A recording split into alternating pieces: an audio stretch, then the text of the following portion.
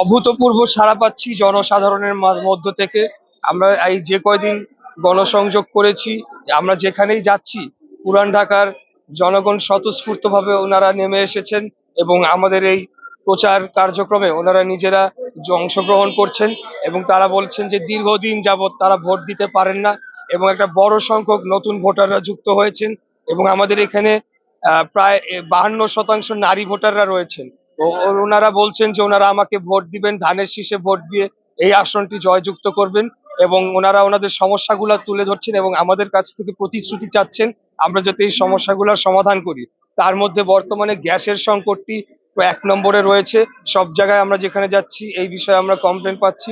আমিও আশ্বস্ত করেছি যদি আমি নির্বাচিত হই তাহলে গ্যাসের সংকট আমি নিরসনে কাজ করে যাব এবং অন্যান্য যে নাগরিক সমস্যা রয়েছে, জলাবদ্ধতা, যানজট, পরিবেশ দূষণ, বর্জ্য ব্যবস্থা ইত্যাদি, এগুলোর বিষয়ে আমরা প্রতিশ্রুতি দিয়ে যাচ্ছি এবং 31 দফার আলোকে ভবিষ্যতে আমাদের বাংলাদেশ নিয়ে যে পরিকল্পনা রয়েছে শিক্ষা, স্বাস্থ্য এবং বেকারত্ব দূরকরণ নিয়ে, সেগুলোর বিষয়ে আমরা কথা বলছি।